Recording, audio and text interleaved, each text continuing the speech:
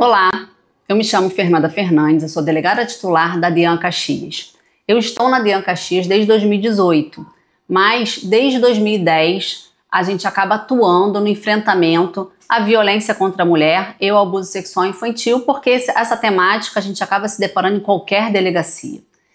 Em 2016, eu fui trabalhar na DRCI, na Delegacia Especializada de Crimes Cibernéticos. E a partir dali, a gente acabou se especializando em abuso sexual infantil. Na DRCI é uma delegacia que a gente atende muitos crimes relacionados a crianças, com vítimas, crianças e adolescentes, crimes cibernéticos, não só de abuso sexual infantil, como também de outros crimes. Os grupos mais vulneráveis ao abuso sexual online sempre são meninas e mulheres, em razão, inclusive, da cultura do estupro. A gente tem no nosso país uma cultura extremamente machista, patriarcal, que acaba legalizando, legitimando o estupro em diversas situações.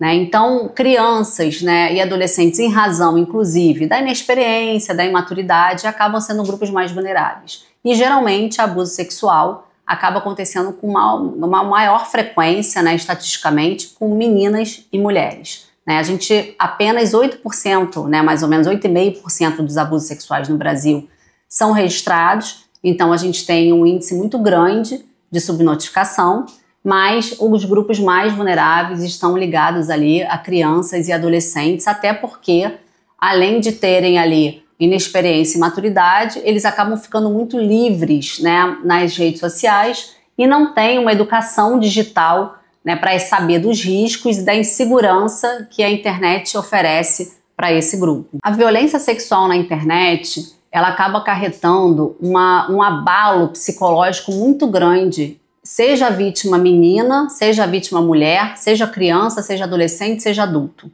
Na verdade, as crianças, principalmente, num primeiro momento, elas acabam nem entendendo que estão sendo vítimas de abuso sexual infantil.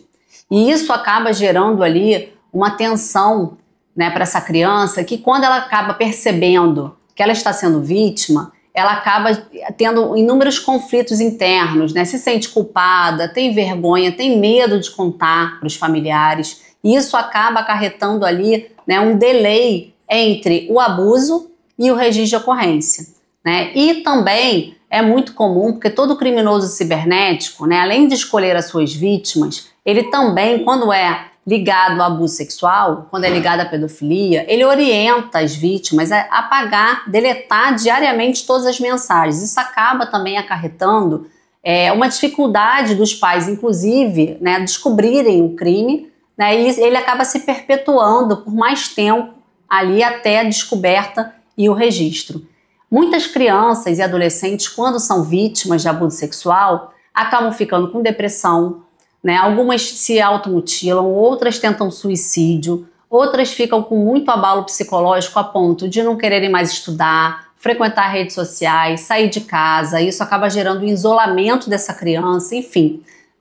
São inúmeros transtornos psicológicos que afetam ali não só a vida dessa criança e adolescente, como também de toda a família. É muito comum, quando uma criança e adolescente sofrem um abuso online, um abuso sexual, uma perseguição, enfim, quando elas são abordadas ali pelo criminoso cibernético, que num primeiro momento, aquela criança ela deleta todas as conversas, até por orientação, mas ela começa a ficar com medo, insegura, e num determinado momento daquele crime, da prática daquele crime, o criminoso cibernético ele acaba orientando a criança a gravar vídeos, nudes, introdução de objetos na vagina, enfim, E essa criança acaba, depois de um determinado momento, percebendo que ela está ali não lidando com uma outra criança ou adolescente, que aquele perfil é um perfil falso e que ela está lidando com um criminoso. A partir desse momento, essa criança começa a ficar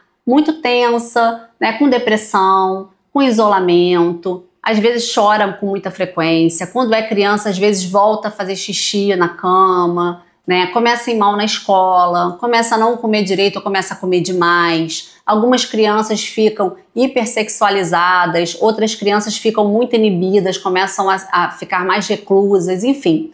né? São alguns sinais. A automutilação é um sinal muito importante também, né? A criança começa a se cortar, né? Muitas das vezes de início nos braços, às vezes até nas pernas, né? E os pais muitas das vezes acabam achando que aquela criança está ficando rebelde, né? Eu já ouvi muitos discursos como, isso é rebelde, tá rebelde, tá nessa fase da rebeldia, fase da adolescência, e muitas das vezes já não é, já é ali, né? Já são sinais dos abusos que essa criança e adolescente vem sofrendo, né? Algumas tentam até suicídio, né? Então é muito importante os pais ficarem atentos a esses sinais, principalmente quando os filhos começam a ficar muito reclusos, né? Muito sem querer sair de casa, sem querer acessar as redes sociais, né? Então os pais têm que começar a perceber que alguma coisa ali de errado está acontecendo. Muitas vítimas acabam não denunciando os agressores por medo, vergonha e às vezes até culpa, né? Muitas crianças e adolescentes que acabam interagindo por meio de chat, por meio de jogos online, por meio da rede social como um todo, né? Seja WhatsApp, seja Instagram, Facebook, enfim, canais, né? Hoje em dia tem canais também que as crianças entram e todas elas acabam conversando, enfim. Essas crianças e adolescentes, muitas das vezes, eles se sentem culpados, né? Com medo da reação dos pais, e com medo e vergonha daquilo tudo ali, né, que já foi enviado ser publicado, né, porque muitas das vezes essas crianças são ameaçadas. Então, além delas terem ali, né, diariamente a solicitação de deletar essas conversas, de apagar essas conversas, muitas das vezes elas são ameaçadas de morte, né, não só elas, como também os outros membros da família, um irmão mais novo, um animal de estimação, enfim. E elas acabam realmente acreditando que aquilo possa acontecer, e por medo, né, até medo também da reação dos pais, acabam não contando. Por isso que é muito importante que os pais tenham um diálogo muito aberto com os filhos, muito franco, né, que fale sobre os riscos da internet, sobre a segurança, né, da internet, sobre como reagir a essas situações, né, mostrar que os pais vão estar sempre do lado dessa criança, desse adolescente, quando acontecer algum incidente, né, parecido, e mostrar que há um risco real, né? Porque muitas crianças sequer sabem desse risco. Então, quando elas estão navegando, elas acabam não tomando esse cuidado, né? Não tendo não só essa noção de que o risco é real, como também como se comportar quando ocorre, né? Então, é muito importante que os pais dialoguem com os filhos. Bom, os predadores, né, os criminosos cibernéticos, geralmente eles escolhem suas vítimas, né? Não só por meio da exposição nas redes sociais, né, como também por meio de jogos online, de chats, enfim, né? Eles se valem de todas essas informações e acabam, num primeiro momento, criando um perfil falso para se aproximar daquela criança e daquele adolescente. E aí ele geralmente cria um perfil mais ou menos com a idade compatível com aquela criança ou com aquele adolescente e começa a trocar conversas como se tivesse aquela idade. E a criança se sente acolhida, a criança sente que ela tem ali, atrás da telinha, um amigo ou uma amiga. E começa a conversar coisas que ela teria muitas das vezes vergonha de conversar com os pais. Por exemplo, eu tive casos, né, na DRCI que a criança estava lá conversando, interagindo com uma outra criança, né, uma criança de 9 anos, interagindo com uma outra criança de 9 anos. E a conversa era mais ou menos nesse sentido. Você já beijou na boca? Não. Você tem vergonha do seu corpo? Tenho, eu também tenho do meu. E aí mostra uma imagem íntima e fala, me mostra como é que é a sua, que eu vou mostrar como é que é a minha. E nisso a criança vai trocando, né, arquivos, vai mandando fotos, vai gravando vídeos, acreditando que ela está falando com uma confidente, com uma amiga, que passa pela mesma situação que ela.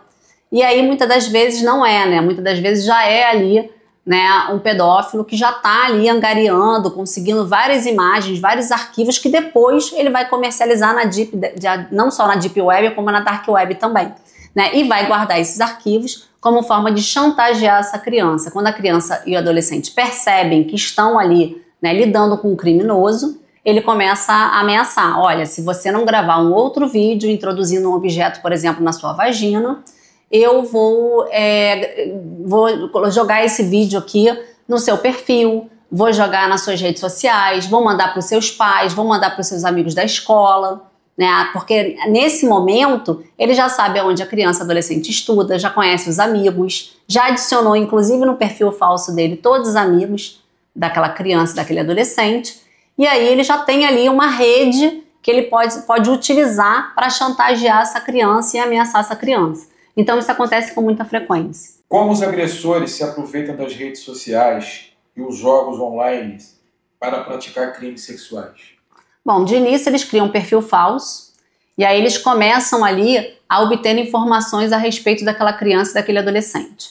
A partir do momento que eles já têm várias informações, eles começam a entrar em contato utilizando aquelas informações que eles obtiveram ali, não só pela exposição, né, pelas redes sociais, e eles começam a mostrar que tem ali gostos parecidos, os mesmos hobbies, os mesmos interesses, e aí começam a quebrar aquela barreira da confiança. Começam a se aproximar, são pessoas geralmente que usam o mesmo linguajar daquela criança, né? Se a criança ou o adolescente usa muita gíria, ele vai usar muita gíria, né? E vai se aproximar daquela criança. E vai falar sobre coisas que, por exemplo, muitas das vezes a criança ou adolescente tem vergonha de falar com os pais, né? Como, por exemplo, educação sexual.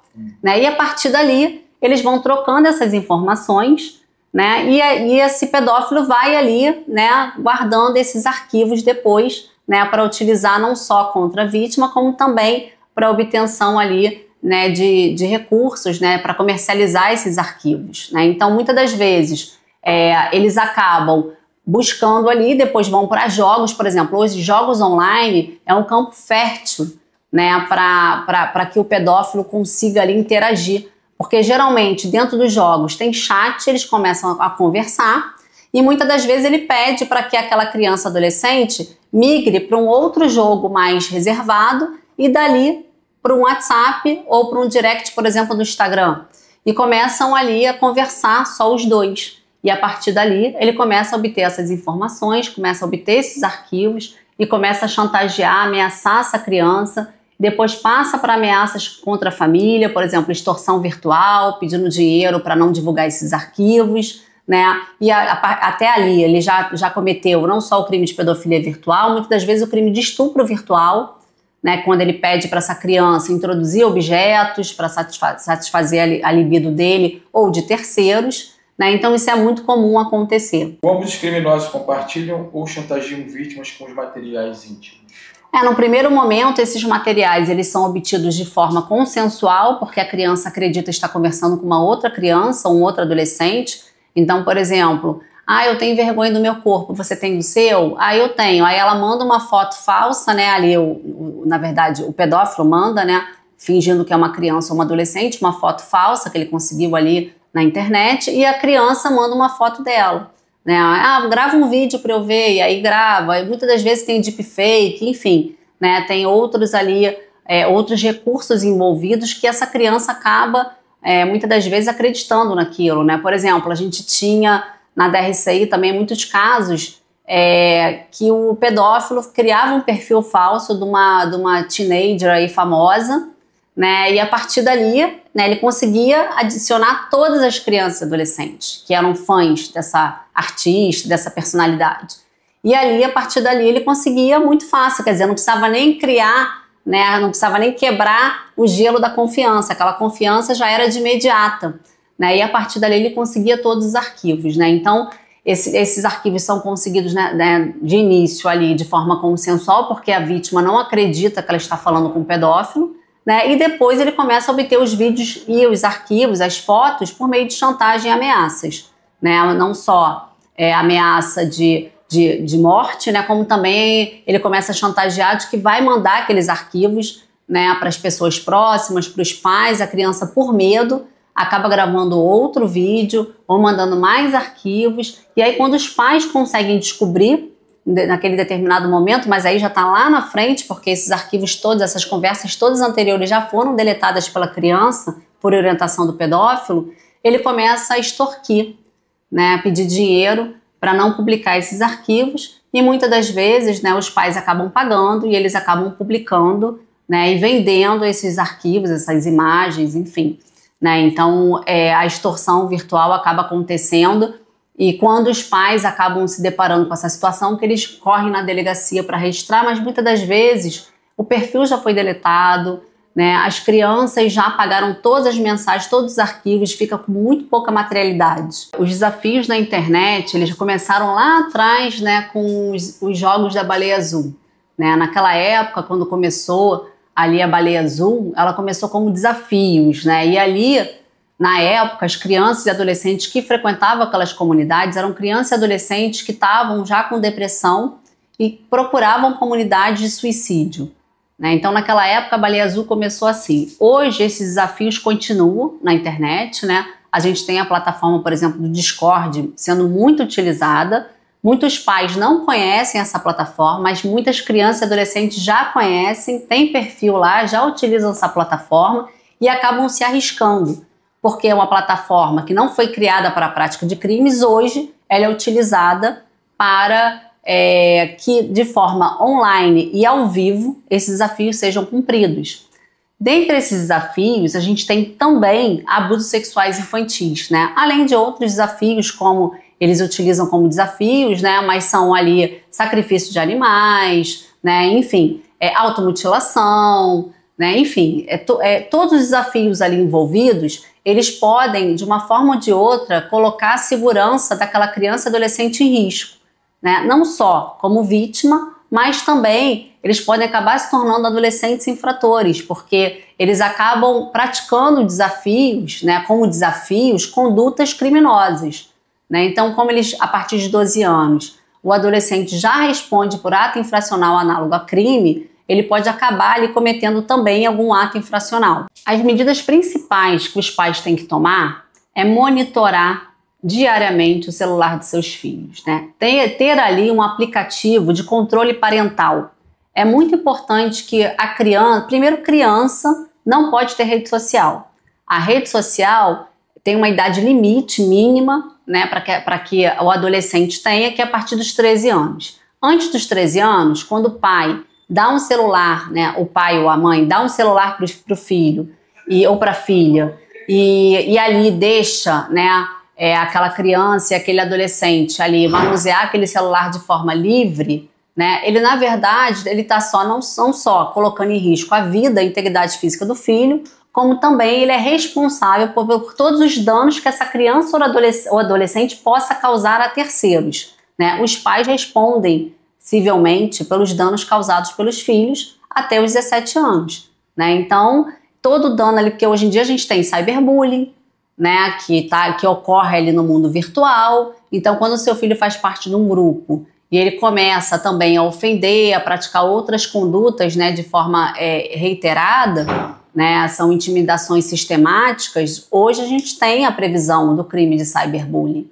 né? Então, o seu filho pode estar ali sendo não só vítima, como também um adolescente infrator, né? E se for criança, os pais respondem civilmente.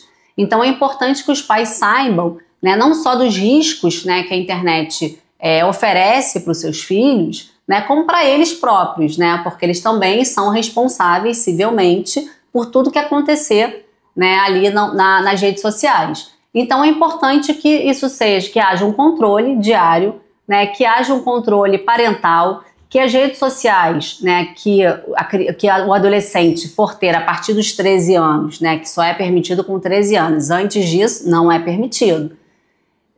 Toda rede social que esse adolescente for ter a partir dos 13 anos, que essa rede social seja blindada, né, que seja controlada pelos pais. Então ele tem que ter ali, né, na privacidade, por exemplo, proibição de adicionar estranhos, ele tem que saber quem o filho adiciona, quem o filho segue, né, o que o filho está curtindo, quais são as páginas que o filho está acessando, se ele tem Discord, se ele entra no Discord, o que ele faz dentro daquela plataforma, enfim, tem que monitorar diariamente. Geralmente os perfis falsos, eles têm muito pouca interação, né, muito pouca movimentação, né, então eles não interagem com muitas pessoas, né, tem poucas postagens muitas das vezes, né. A gente tem que desconfiar quando entra num perfil, né, por exemplo, e só tem meninas, crianças, né, e também é um perfil que a gente, quando analisa, a gente percebe, né, que aquele perfil, ele pode ser um perfil falso, inclusive utilizado para a prática de pedofilia, né. Então, assim, a gente precisa monitorar e precisa olhar aquele perfil com cuidado para perceber se aquele perfil tem familiares, né, adicionados, se tem amigos, né, se tem fotos do dia a dia da pessoa, se ela interage com alguém, se ela tem interação, né, se ela não tiver interação, possivelmente seja um perfil falso, né, aqueles perfis muitas das vezes que a pessoa coloca um objeto ou coloca um animal, né, na foto e você não percebe ali, né, dentro do perfil nenhuma, né, adicionar os familiares, por exemplo, os amigos, o dia a dia da pessoa, não tem nada naquele perfil, né? Então são perfis que os pais têm que se preocupar. Mas mais do que isso, né, se o pai ou a mãe não conhecem aquela pessoa, aquele perfil não deveria nem existir dentro da rede social dos filhos, né? Porque é importante, quando eu estava lá à frente da investigação da Baleia Azul, tinha vítimas que só tinham amigos virtuais, que os pais não conheciam nenhuma pessoa adicionada, né? Olha o risco que essa criança e adolescente estava sofrendo ali, né, com inúmeros estranhos, porque hoje em dia, quando o seu filho está em casa, você acha que seu filho está protegido, e quando ele está na rua não está. Por quê? Porque na rua ele pode falar com estranhos, ele pode receber presente de estranhos, ele pode, né, interagir com pessoas estranhas. E quando seu filho está em casa, ele está interagindo com várias pessoas estranhas, que você nunca viu, que você não sabe nem se existem, né, onde moram, né, muitas das vezes nem moram ali na mesma cidade que você, no mesmo estado, e você deixa seu filho livremente ali, né, ali realizar inúmeras ações ali nas redes sociais, interações que você desconhece, né, e que muitas das vezes o seu filho já falou sobre dados pessoais, já falou onde estuda, né? Por exemplo, um alerta que a gente faz, não colocar nunca a foto da criança e adolescente com a roupa da escola, né? Porque ali você já está mostrando onde aquela criança estuda, né? Fica muito mais fácil para o pedófilo que quiser interagir ali, né? Sair do mundo virtual para o mundo real, ele conseguir localizar aquela criança, né? E aquela adolescente. Então é mais fácil, diante das informações que tem, e como a gente falou, né, por isso que o criminoso cibernético acaba escolhendo as vítimas, né, pela facilidade, né, daquelas informações que estão ali disponíveis para ele. Pornografia da vingança geralmente é feito já ou entre adolescentes ou entre adultos, né, não é muito com criança, né, porque a pornografia da vingança é justamente quando você termina um relacionamento, muitas das vezes, né, é muito comum acontecer assim, e aí a pessoa não se conforma e começa a vazar os nudes, né, daquela mulher, né, que como a gente vive numa sociedade machista, né, os nudes vazados de uma mulher, né, para ela causa um constrangimento, né, um problema. Ó, essa luz aqui já não está colaborando, né, já está aí voltando. Problema que não vai causar para o homem se tiver um nude vazado. Então é um crime quase que exclusivo de vítimas mulheres, né?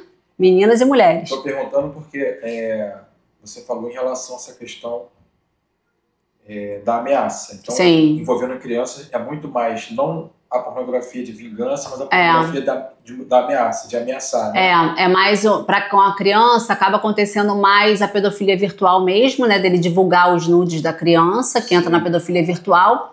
Ou porque a pornografia da vingança, ela não precisa ser necessariamente por um parceiro íntimo. Ela pode ser por qualquer pessoa, mas geralmente a gente aplica a pornografia da vingança quando é maior, a vítima é maior de idade. Né? Quando é menor, adolescente, só se ela estiver se envolvendo com outro adolescente amorosamente. Aí você pode até aplicar a pornografia da vingança, senão você entraria ali nos crimes do ECA, né? Que são do 240 ao 241E do ECA.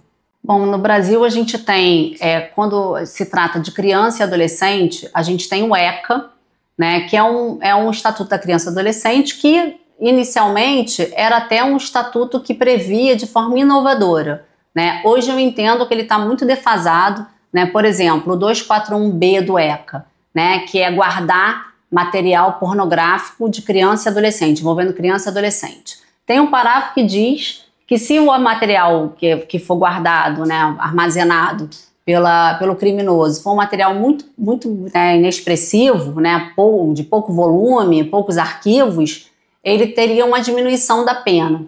Né? Mas quando for um material muito volumoso, por exemplo, para venda, ele não fala nada, ele se omite. Né? Ou seja, eu entendo que a pena deveria ser aumentada nesses casos, deveria ter uma outra pena porque ali não é só um armazenamento, né, pura e simplesmente, é um armazenamento que envolve uma rede internacional de pedofilia, né? Então, uma lei que a gente usa hoje ainda, né, para os casos de pedofilia virtual, mas é uma lei que já está muito desatualizada, que as penas são muito baixas, então acabam não inibindo ali, não desestimulando, né, essa conduta da pedofilia virtual, ao contrário, né, acaba estimulando a prática, porque a pedofilia virtual, né, a venda desses arquivos é muito rentável para os pedófilos, para essa rede internacional, então essa pena baixa do ECA hoje, né, acaba não colaborando ali com o enfrentamento à violência sexual, né, abuso sexual infantil, principalmente no âmbito das redes sociais da internet. Mas a gente tem também o Código Penal, né, por exemplo, estupro virtual, né, se for abaixo de 14 anos, a gente vai colocar no 217A, né, do Código Penal. Se for acima dos 14 anos, a gente vai para o 213, por exemplo, né, que são crimes praticados pela internet que a vítima não precisa ter contato com o autor, né, são esses casos que a gente já falou, né, quando, por exemplo, o autor obriga a criança ou adolescente a praticar ali algum ato libidinoso para satisfação ali do pedófilo, né? Então, por exemplo, se masturbar, gravar um vídeo se masturbando, um vídeo introduzindo objetos nas genitálias, né? Então, assim, são condutas que são muito comuns nesses casos de crimes cibernéticos. Como e onde denunciar caso de exploração sexual online? Bom, eu vou te falar que a primeira medida que os pais devem tomar é procurar imediatamente a delegacia, né? Porque qualquer crime cibernético, ele é um crime que as provas são muito voláteis, elas somem, desaparecem, né? Por exemplo, se você tem um perfil falso, né, de um criminoso cibernético, se a vítima imediatamente após a prática do fato, ela não tirar um print, não gravar aquele perfil com a URL, o que é a URL? É um endereço eletrônico, né? Se ela não fizer isso e ele deletar esse perfil, a gente perde toda a materialidade do crime, né? A gente não consegue mais chegar nem no autor e nem na materialidade, nem na prática ali, né, dos crimes, como, por exemplo, a pedofilia virtual, o estupro virtual, a extorsão virtual, porque quando ele deleta, apaga todas as conversas, inclusive, né? Então, é muito importante que imediatamente a delegacia seja acionada, procurada, para que haja a preservação desses dados e a gente consiga chegar na autoria. Mas a gente tem também outros canais de denúncia, como o Disque 100, né? O SaferNet também recebe várias denúncias, né? E são até interessantes porque a gente acaba tendo ali estatísticas, né, nacionais sobre esse crime, que é muito interessante para a gente acompanhar o aumento, né? A gente acompanhou há pouco tempo o aumento da misoginia nas redes sociais, né? E também da pedofilia, né, e também da pornografia da vingança. Então são crimes que o SaferNet acaba ajudando ali nas estatísticas, mas nada disso inibe, né, a necessidade da vítima procurar imediatamente a delegacia junto com seus responsáveis. Porque muitos casos de abuso virtual não são investigados ou punidos? Bom, inicialmente, o primeiro motivo, assim, o motivo mais evidente é porque a vítima acaba se desfazendo de toda a materialidade, né, e de toda aquela, até com vergonha muitas das vezes, né, por exemplo, ou ela denuncia o perfil, ou ela bloqueia aquele perfil, aí aquele perfil é deletado, ela não tem ali, né, o perfil com a URL, né, com o endereço eletrônico, não guarda nada, não printa, não grava, e aí esse perfil depois, né, desaparece e a gente não tem como chegar na autoria e muito menos na materialidade. Outras vítimas entendem que por ser um crime cibernético, será muito difícil chegar na autoria. Então, sequer procuram a polícia. E muitas famílias, né, e vítimas também ficam com muita vergonha de procurar, né, porque sabe que é um crime que envolve ali a intimidade de uma criança e de um adolescente, né, então esses arquivos teriam que ser levados para a polícia, né, aquela criança vai ter que ser ouvida, né, hoje a gente tem uma lei que a gente tem que ter um depoimento sem dano, né, uma oitiva ali toda especializada para essa criança e adolescente, mas muitas das vezes os pais não querem que essa criança reviva toda essa situação e acabam também não registrando, né, o que é muito ruim, não só para as estatísticas, né, mas também, né, acaba estimulando a impunidade. Como a gente falou no início, apenas 8,5% dos abusos sexuais são registrados no Brasil, né? Então a gente percebe que esses crimes acabam sendo, na verdade, normalizados, né? Que os pedófilos entendem que muito difícil, né, aquilo dali chegar em alguma coisa, né? É muito difícil acarretar uma punição para ele. E aí, muitas das vezes, eles acabam, né, ali colecionando vítimas, né, como a gente diz. O que você acha da incorporação do crime de estupro virtual no Código Penal brasileiro? Na verdade, o crime ele não foi incorporado, né, propriamente dito. Assim. Na verdade, o que a gente tem é que com a alteração em 2009 do crime de estupro, né, propiciou essa interpretação, porque hoje não precisa do contato da vítima com o autor mais, né? Então, esses casos de abuso sexual, por exemplo, né, como eu falei, que o autor, né, o criminoso, ele exige que a vítima pratique ali um ato libidinoso, né, para satisfação da lascívia dele. Então, por exemplo, a introdução de um objeto, né, uma masturbação, até a prática de sexo com outra pessoa, né, que seja filmado ou seja ao vivo, né, como hoje é feito, inclusive, por essas plataformas como o Discord, né, ele acaba propiciando essa interpretação, né, foi uma interpretação, a gente não tem um crime de estupro virtual propriamente dito no Código Penal, mas ele propiciou essa interpretação com essa alteração em 2009. Como as escolas, delegada, podem abordar o tema da segurança online com os alunos de uma forma preventiva? Bom, a gente já tem na Lei de Diretrizes e Bases, né, a inclusão desde 2021 da necessidade da gente ter uma semana, né, em março, né, acho que, se eu não me engano, a lei fala em março para violência contra a mulher, mas também para violência contra criança e adolescente, mas uma semana ali de atividades, né, lúdicas para essas crianças, como forma de conscientizar e prevenir esse tipo de violência. Mas é muito importante que as escolas comecem desde a educação infantil, porque eu tenho uma filha, né, que eu educo desde 2 anos de idade, né, para que ela entenda o que é um abuso sexual, como é que se comporta um pedófilo, como é o modus operandi, como pode acontecer, quais são os riscos que ela tem. Então, por exemplo, hoje ela consegue identificar nos jogos online a pedofilia, mesmo sendo aquele perfil falso de uma menina, pela forma como se comporta, a forma como age dentro do jogo, daqueles jogos, como, por exemplo, eu disse, né, sair de um jogo mais movimentado para um jogo menos movimentado e de lá migrar, né, para um conteúdo privado. Então, ela já percebe, ela já conseguiu identificar com amigas, né, esse tipo de modus operandi de um pedófilo num jogo. Então, isso explica, né, isso, na verdade, a gente acaba entendendo que quando a criança tem informação de forma precoce, é muito mais difícil ela se tornar uma vítima de um pedófilo, né? Seja a pedofilia no mundo real ou no mundo virtual, né? Porque ambas vão trazer ali inúmeras consequências psicológicas, né, gravíssimas para essa criança e adolescente. Qual a importância de discutir consentimento digital e limites no ambiente virtual?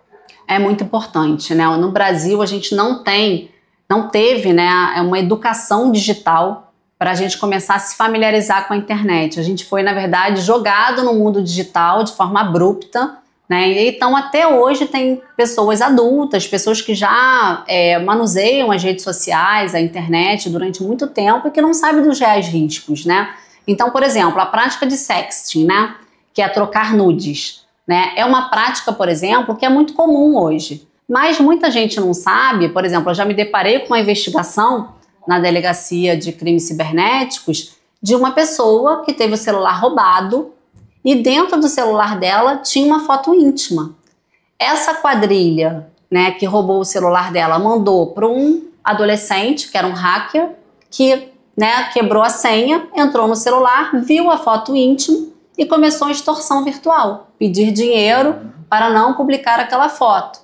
Quer dizer, será que as pessoas que trocam sexting, né, sabem desses riscos, né, que você ter uma foto íntima, ainda que no seu celular, né, que você não tenha enviado, tem o risco de você, se um dia for furtado ou roubado, ter essa foto revelada, ter essa foto divulgada, né, ou sofrer ali uma extorsão em razão desse arquivo, né, muita gente não sabe, né, muita gente não sabe desse risco. Da mesma forma que muita gente hoje, né, que acaba tendo ali, frequentando aplicativos de relacionamento virtual, não sabem desses riscos, né, de quando você envia um nude, por exemplo, uma pessoa desconhecida, aquela pessoa pode não ser aquela pessoa que ela está dizendo que é, né, pode ser um perfil falso, né, feito exclusivamente para a prática de extorsão virtual, de estupro virtual, enfim, de alguns crimes cibernéticos relacionados ali, né, à dignidade sexual da mulher, né? Então, as mulheres acabam sendo mais vítimas, né, desses crimes,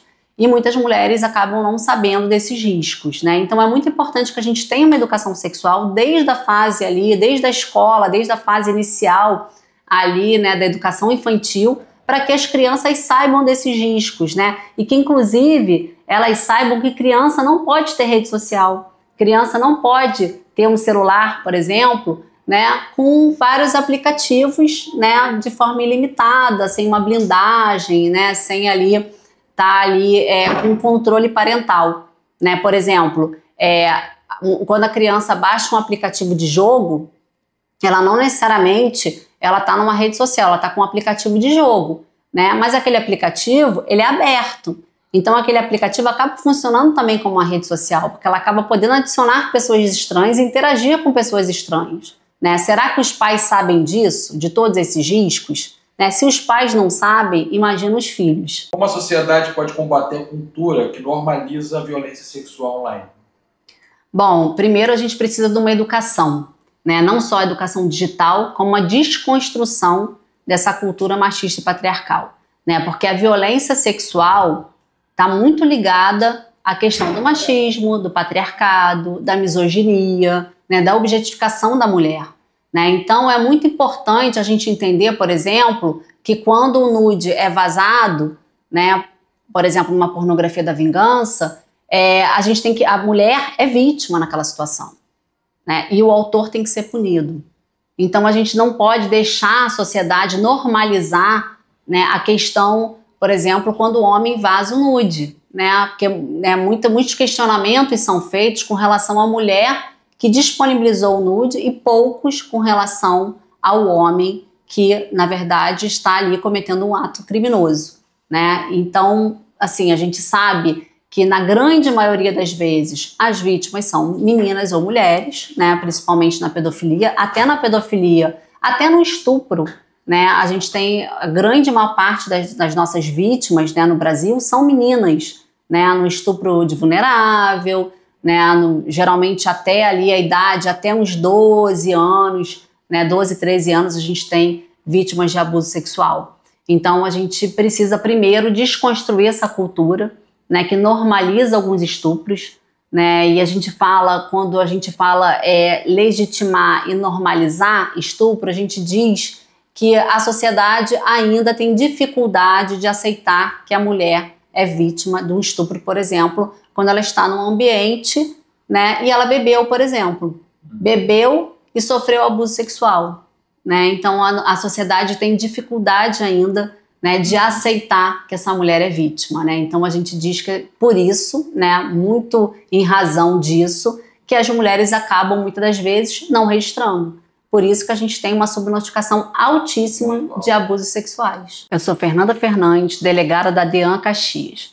É muito importante que vocês, pais, blindem as redes sociais dos seus filhos, monitorem, tenham controle parental, saibam com quem seus filhos estão interagindo, as páginas que eles estão acessando, as plataformas que eles têm cadastradas, que eles têm perfis, enfim, saber o que seu filho faz no interior da sua residência é mais importante às vezes do que eles fazem fora da residência. Porque muitas das vezes a gente acredita que nossos filhos estão dentro de casa, em segurança, e eles estão ali nas redes sociais, na internet, à mercê de inúmeros criminosos cibernéticos.